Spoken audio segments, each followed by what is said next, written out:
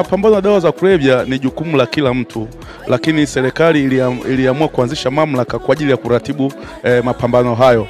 Kwa hiyo hizi asasi zote zinazohusika na mapambano na dawa za kulevya, sisi kama mamlaka tunatoa miongozo na kuzielekeza namna kupambana na dawa za kulevya, kwa maana kwamba zianzishwe lakini pia ziendeshwe kwa miongozo ambayo sisi kama mamlaka tumeiandaa. Kwa hiyo unavyoziona zote hapa zinaendeshwa kwa miongozo na kanuni ambazo mamlaka imeelekeza kupitia idara yetu ya uhamiaji na wadau wengine ambao wako katika vipenyo ambavyo vinapitisha watu wa namna hiyo, especially sisi wenyewe watu wa immigration, watu wa polisi, watu wa TRA, usalama wa taifa, na hata watu wa madawa kulevya wenyewe.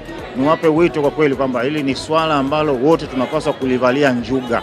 Kwanza kabisa ni swala ambalo tukilegeza msimamo wetu, kwanza tunaiharibu jamii yetu, tunaharibu kizazi kijacho ambacho ni ujenzi wa taifa letu kwa namna moja au nyingine. Kwa hiyo tunapaswa wote tushirikiane kwa pamoja, na kila mtu awe na uchungu na taifa letu kwa kutokuruhusu mambo haya ya madawa ya kulevya kuingia nchini hii, ikiwa ni pamoja na kuepuka masuala mazima ya kupokea rushwa. Maana rushwa na madawa ya kulevya ni mtu na mdogo wake, vinaendana kwa pamoja. Ili yule mtu wa madawa ya kulevya aweze kupita, lazima atoe rushwa mahali, na unapopokea rushwa basi unakuwa umekiuka hata maadili ya taifa katika utendaji wako wa kazi. Especially watu kama sisi watu wa uhamiaji, kuna tunu yetu ambayo inasema upendo, mshikamano, wajibikaji na kukataa rushwa.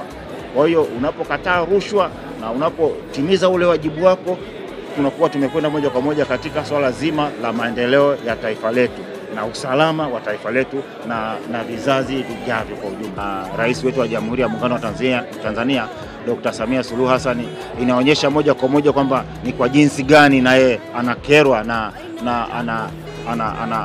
anaunga mkono kuhusu kupambana na swala zima hili la mambo ya madawa ya kulevya, kwa sababu ni mambo ambayo kwa namna moja au nyingine yanasababisha kudorora kwa uchumi wa nchi, kutokuleta maendeleo, kwa sababu ni fedha haramu ambazo zinazunguka endapo watu wataruhusu masuala kama haya yaendelee katika nchi yao. Kwa hiyo utakuta mambo mengine ya maendeleo katika nchi hayawezi kufanikiwa, kwa sababu fedha nyingi zinapita kwa njia hizo za madawa ya kulevya.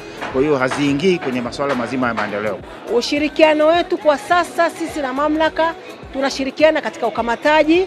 Kwa mfano, mamlaka ya kudhibiti na kupambana na dawa za kulevya wametengeneza kanda, wanakanda kaskazini, wanakanda ya kati, wanakanda ya kusini, wanakanda magharibi, ambapo wamekuwa wakishirikiana sasa na jeshi la polisi kupitia wakuu wa upelelezi mikoa, wilaya na wakuu wa vikosi mbalimbali katika ukamataji, katika uteketezaji wa mashamba ya bangi, katika upelelezi na mambo mengine yanayohusiana na ili kosa la dawa za kulevya.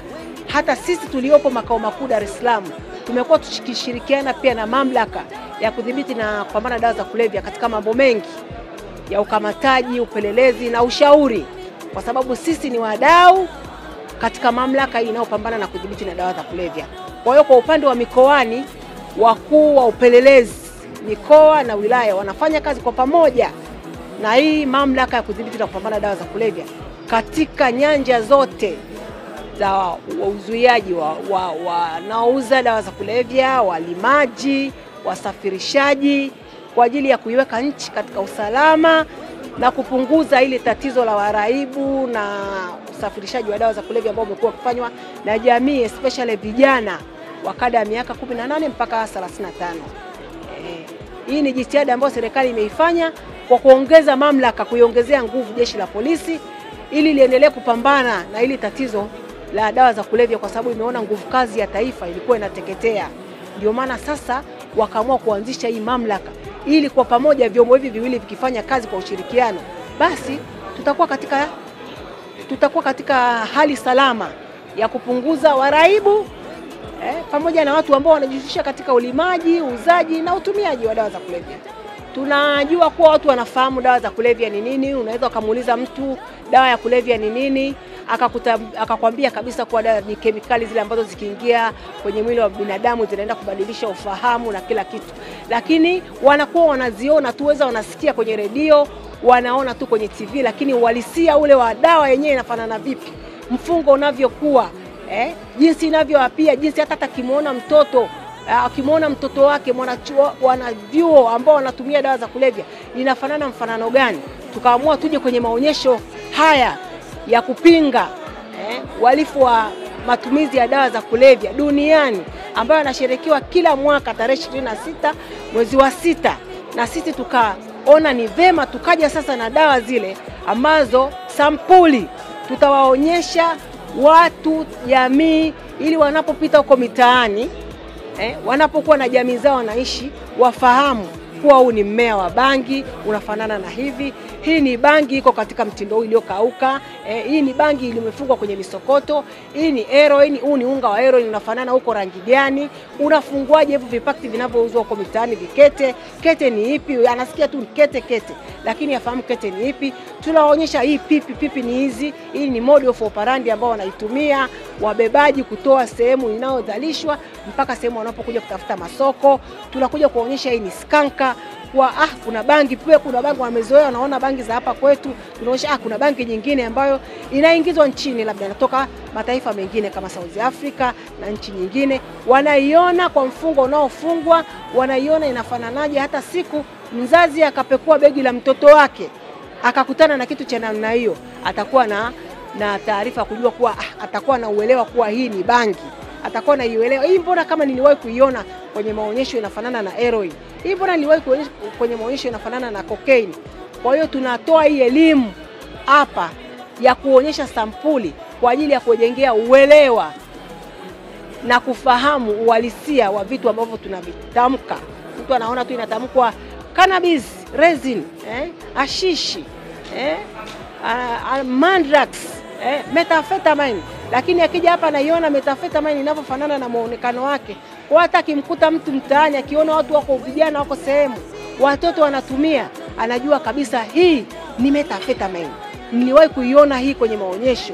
Kwa hiyo ni rahisi kumfuatilia, hata kutoa taarifa kwenye vyombo vya ulinzi ili kuja kufanya ukamataji, kufahamu waingizaji, wauzaji na wasafirishaji. Sisi kama jeshi la polisi, pamoja na kufanya kazi za kukamata makosa mengine ya jinai, lakini tumejikita katika ukamataji wa kosa la dawa za kulevya, tukiwa na specific kitengo cha kujua dawa za kulevya, anti-drugs unit, ambayo kiutendaji ni wadau na ni washirika ambao tunafanya kazi pamoja na mamlaka ya kudhibiti na kupambana na dawa za kulevya, ambao kabla ya mamlaka ya kudhibiti na kupambana na dawa za kulevya kuanzishwa, kitengo hiki kilikuwa kinafanya kazi hizi chini ya jeshi la polisi. Lakini ilipofika mwaka 2015 mpaka 2017 ilipoanza mamlaka ya kudhibiti na kupambana na dawa za kulevya, ndio tuliendelea kuimarisha ushirikiano ili kuliendelea kulidhibiti ili kosa ambalo lilikuwa linaendelea kwa kasi sana, kuweza kulizuia na kulirudisha chini na kuweka jamii katika usalama. Mamlaka ya maabara ya mkemia mkuu wa serikali ni moja ya taasisi ambazo zinashirikiana na mamlaka ya kudhibiti na dawa za kulevya katika eneo kubwa la uchunguzi wa sampuli ambazo zinakamatwa kutoka maeneo mbalimbali ya operesheni zao, bandarini au kwenye airport au sehemu yoyote. Kitu kinachofanyika ni kwamba baada ya kukamata, sisi tunazichukua zile sampuli, tunazichunguza. Baada ya kuchunguzi, zinatutolea ripoti. Ripoti hiyo inakuwa sasa ni taarifa ambayo wataipeleka mahakamani kwa ajili ya kutolewa ushahidi na kesi iendelee. Kitu kikubwa sisi ambacho tunakifanya ni kwamba mkemia mkuu wa serikali pamoja na kuandaa ripoti, lakini ni yeye ni shahidi katika sehemu zote kuanzia mwanzo mpaka mahakamani.